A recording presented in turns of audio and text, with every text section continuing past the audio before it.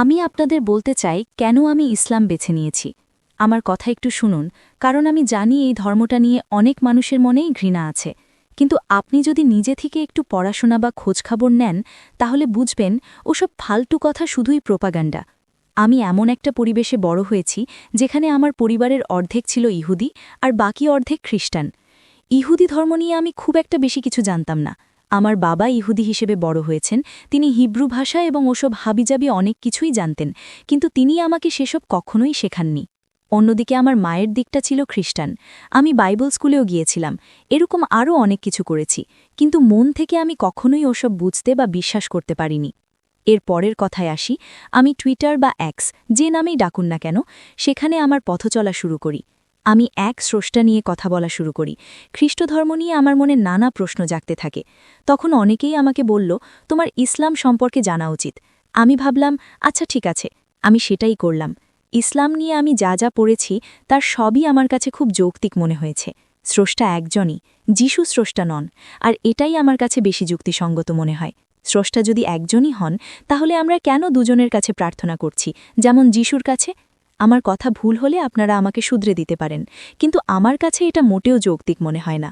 আর হ্যাঁ, মুসলিমরাও যিশুকে বিশ্বাস করে, আমিও যিশুকে বিশ্বাস করি, তবে অন্য সবার মতো শুধু একজন বার্তাবাহক বা নবী রাসূল হিসেবে। ইসলাম শেখাল যে আমরা স্রষ্টার চেয়ে আলাদা ইত্যাদি। তখন আমার মনে হলো, হ্যাঁ, এটা তো বিশ্বাস করা যায়। ইসলাম শেখায় যে আপনি যা কিছুই করেন না কেন, তা আপনার নিজের নিয়ত ইচ্ছা থেকে হওয়া উচিত, শুধু অন্ধভাবে নির্দেশ পালনের জন্য নয়। এটা আপনাকে জ্ঞান অর্জন করতে উৎসাহিত করে, আপনাকে প্রতিনিয়ত আরও জানার জন্য অনুপ্রাণিত করে, যেখানে খ্রিস্টধর্ম একদিক থেকে আপনাকে চিন্তা করাটা বন্ধই করে দেয়। এরপর আমি বিষয়টি নিয়ে খুব গভীরভাবে পড়াশোনা আর গবেষণা শুরু করি। যিশু যখন পৃথিবীতে ছিলেন, তখন এবিওনাইটস নামের একটা দল ছিল। তারা যিশুকে অনুসরণ করত। তারা হয়তো সংখ্যায় 200 জনের মতো বা তার কিছু বেশি ছিল। তারা যিশুকে স্রষ্টা মানত না। এমনকি 30 বছর পরেও তারা যিশুকে স্রষ্টা হিসেবে বিশ্বাস করেনি, কিন্তু তারা যিশুর দেওয়া বার্তায় বিশ্বাস করত। এরপর প্রায় 200 বছর কেটে গেল, তাই না? 200 থেকে 300 বছর পর। আমি একদম নিখুঁতভাবে বলতে পারছি না, তথ্যগুলো এখন আমার হাতের কাছে নেই, আর আমার স্মৃতিশক্তিও খুব একটা ভালো নয়। তখন সম্রাট কনস্ট্যান্টাইন অনেক ক্ষমতার অধিকারী ছিলেন। আর পল, আমার মনে হয় আমরা সবাই পলকে চিনি, তো পল আর সম্রাট কনস্ট্যান্টাইন তারা সবাই মিলে একটা মিটিং করল। সেই মিটিংয়ে তারা মূলত খ্রিস্টধর্মের একটা নতুন রূপরেখা তৈরি করেছিল।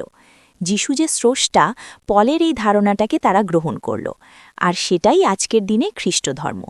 সুতরাং সেই 200 জনের বেশি মানুষ যারা যিশুর সময় এবং তার মৃত্যুর 30 বছর পরেও তাকে অনুসরণ করেছিল, তাদের কথা ভুলে যান। না, ওসব এখন ফালতু কথা হয়ে গেছে। 200 বছর পর এসে তারা বলতে শুরু করল যে যিশু স্রষ্টা, যিশুর কাছে প্রার্থনা করতে হবে, আর মুক্তির জন্য যিশুকেই লাগবে। তারা আরও বলে যে আমরা জন্মগতভাবে পবিত্র নই, অথচ ইসলাম অনুযায়ী আমরা একদম নিষ্পাপ হয়ে জন্ম নিই। বড় হওয়ার পর আমাদের নিজেদের কাজই নির্ধারণ করে যে আমরা বেহেশতে যাব নাকি দোজখে। আমার মনে হয় না মুক্তির জন্য আমাদের অন্য কাউকে দরকার, আমাদের স্রষ্টাকে দরকার, বা আল্লাহকে দরকার। আমরা স্রষ্টার কাছেই প্রার্থনা করি, আমরা কোনো মানুষ বা যিশুর কাছে প্রার্থনা করি না, যিনি নাকি স্রষ্টা ছিলেন। এটা আমার কাছে কোনো অর্থই বহন করে না। তাই আপনাদের কাছে আমার একটাই অনুরোধ, আপনারা নিজেরা বিষয়টি নিয়ে পড়াশোনা করুন, আর হ্যাঁ, শেখা চালিয়ে যান।